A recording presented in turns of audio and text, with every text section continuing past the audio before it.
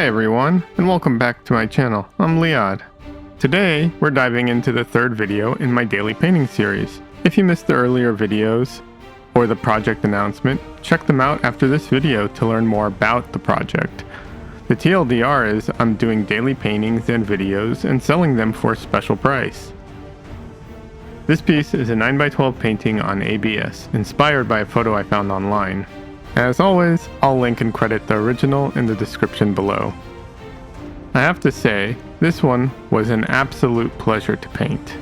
It all came together so well. All except for the glasses. It's always the glasses. Always! I can never decide which is harder to paint, sunglasses or regular glasses. These glasses were relatively straightforward, since they're solid, with no reflections, and have a simple shape. Semi-transparent prescription sunglasses? I think those might be the worst to paint. When someone is wearing reading glasses, I usually indicate their general placement, but if they're not affecting the lighting and the shadow, I mostly ignore them until the end. It's way easier to paint through the frames than to paint up to the edge on both sides. Actually, Dylan Sarah, a fantastic artist here on YouTube, says he likes drawing people with glasses because it helps him structure the face. I keep hoping one day I'll feel the same. Fingers crossed. If you don't know Dylan, check out his channel. He's an amazing artist who primarily works with drawing and watercolors. I'll link his channel in the description. I don't think he's posted recently, but he does have a very active Patreon. And he's a super nice guy. Glasses aside, this painting was such a joy to create. Good reference just makes all the difference. The lighting in the reference photo wasn't the classic Rembrandt lighting, but it still worked really well for a painting. The key is having light and shadow that define the form and give it volume. Lighting that describes form isn't always the most flattering, as it can emphasize imperfections and wrinkles. This is why lighting for a photo and for a painting often serve different purposes. This is especially true for photos meant to flatter their subjects. Something interesting about this reference originally was a black and white photo. Photoshop has a colorized filter that turns black and white photos into color. I'll sometimes run it on black and white photos as a starting point. Of course, it's not perfect, but if it looks right, I'll use it as a jumping off point. When I went back for the link for this reference, I found a color version, and it wasn't far off from the adjustments I made. As it is, when working from photos, I almost always modify the colors. Photos often lack the natural variation in skin tones you see in real life. Those subtle shifts like green on the forehead or yellow around the temples, or red in the nose or in the ears. Plus, cameras compress dynamic range, so if you don't make adjustments, your painting might look flat or overly photo-like. One trend I've noticed in my recent paintings is that I've been leaning into stronger, brighter colors than I have in the past.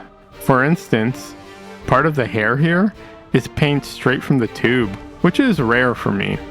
Don't get me wrong, there's still a fair amount of compression happening in this painting, but I think it's because I'm adapting to the time constraints and focusing on making things clear and expressive without getting bogged down in the details. Such strong color contrasts offers more clarity, and all the light areas are grouped together, drawing your eye and keeping the less finished areas more in the periphery of the viewer. What isn't in the periphery is his nose. Noses are always fun and challenging to paint. There are so many facets to them. I'm really happy with how the top of the nose turned out in this one. The underside works well in the context of the painting and doesn't feel out of place. But with more time, I'd explore adding subtle tones to give it even more volume. My favorite part of this painting is how the figure seems to emerge from the painting surface. I don't mean like he's coming out of a mist or anything, but how the paint dabs are revealing him. And yet, the paint dabs are clear and deliberate. I don't know why, but I just love visible brush strokes and paint dabs. Though, I'm not into fully abstract art that's just dabs and strokes. Even though the paint strokes have clearly defined hard edges, many of them start or taper off with soft, lost edges, creating a subtle blend in places. A lot of these strokes are very close in value and color, or have soft transitions, or both. This creates an overall effect of soft or lost edges within the composition.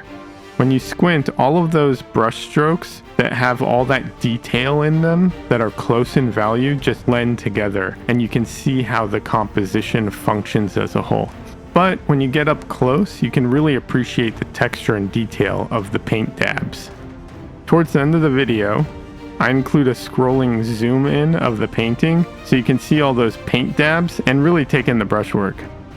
That's a wrap for the third video in the series. I hope you enjoyed seeing this piece come together as much as I enjoyed painting it. If you're passionate about art and want to connect with others, consider joining my Discord community. The link is in the description along with my social media. If you're interested in owning this painting, it's available for the special price of $250 on my website. And as always, if you have any questions or comments, drop them below. I'd love to hear from you. Don't forget to like and subscribe and hit the bell to support the channel and to stay up to date on future videos. Thanks so much for watching, and I'll see you in the next one.